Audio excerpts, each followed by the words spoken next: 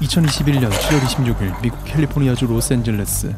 밖에서 비명소리가 나는 걸 들은 목격자들은 한 남성이 손으로 창문을 깨고 이웃집으로 들어가는 것을 확인하고 911에 신고를 했습니다.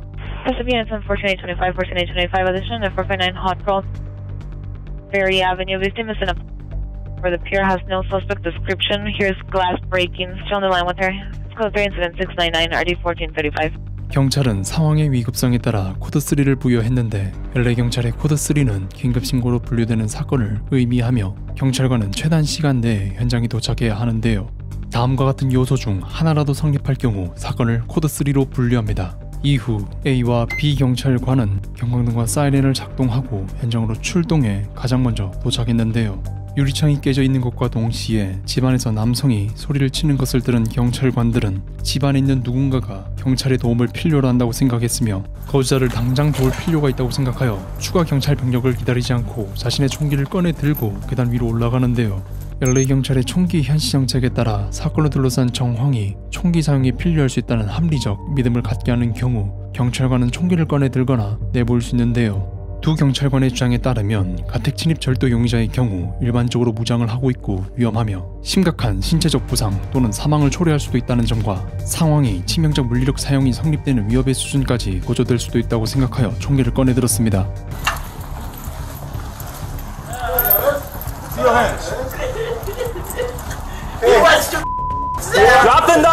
경찰은 집안으로 조명을 비추자 오른손에 칼을 들고 피해자 뒤에 서 있는 남성을 발견했고 A 경찰관은 허리 높이까지 엄폐할 수 있는 콘크리트 구조물 뒤에서 남성과 대치합니다. Drop the knife! Drop the knife! A13, let me get back up. Drop the knife! 이때 A 경찰관은 여성의 머리 뒤에 있던 남성의 칼이 시야에서 사라지고 여성이 놀라 비명을 지르고 놀란 표정을 짓고 있는 것을 보자 남성이 지금 당장이라도 찌르려고 하거나 찌르는 중이라고 생각했는데요. 시간과 상황이 허락한다면 경찰관은 총기를 발사하기 전에 주변 환경과 배경 그리고 구경꾼에 대한 잠재적 위험을 고려해야 하기에 A 경찰관은 배경에 누군가가 존재할 위험을 고려하여 신속히 확인을 했는데요. 여기서 배경이란 경찰관이 의도한 목표물을 넘어서는 모든 물리적 구조물, 생물 또는 지형 특징을 의미하며 배경에는 사람, 건물, 물체 또는 동물이 포함될 수 있습니다.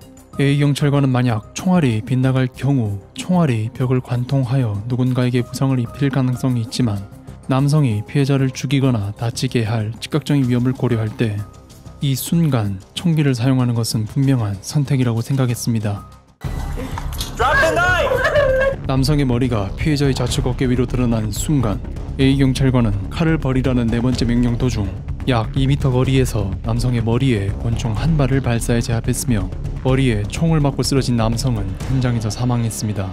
이 사건으로 인해 피해자는 아무런 부상도 입지 않았고 이후 시장이 임명한 5명의 민간 위원들로 구성된 LA 경찰위원회는 남성을 사망에 이르게 한 A 경찰관의 치명적 물리력 사용이 위협의 수준에 비례한지 객관적으로 합리적인지 그리고 필요했는지에 대해 심의를 시작했습니다. A 경찰관은 덜 치명적 무기 사용을 고려했는지에 대해 질문을 받았는데 A 경찰관은 테이저를 가지고 있었지만 테이저를 사용하면 전극침 2발이 발사되며 남성이 피해자를 방패막이로 삼고 있었기에 테이저로 피해자를 맞출 가능성이 더 높았고 효과가 없었을 것이라고 말했습니다. 캘리포니아 주정부에 소속된 모든 법집행관들은 위 형법에 따라 타인에 대한 총기 사용이 정당화되는데요.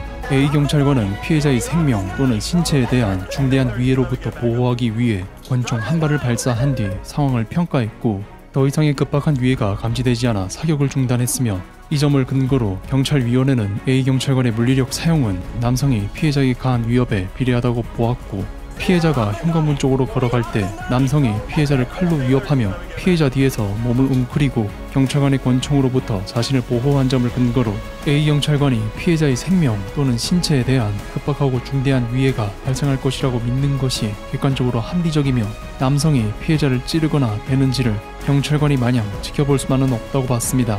그리하여 물리력 사용에 이르기까지의 경찰관과 대상자의 행위를 포함하여 당시 경찰관이 알고 있거나 인식한 모든 사실인 상황의 정체성을 바탕으로 동일한 상황에서 A 경찰관과 유사한 훈련과 경험을 가진 경찰관이 치명적 물리력 사용이 비례적이고 객관적으로 합리적이며 필요하다고 생각할 것이라고 판단했고 따라서 A 경찰관의 치명적 물리력 사용은 LA 경찰이 정책에 부합하다고 결론 내렸습니다.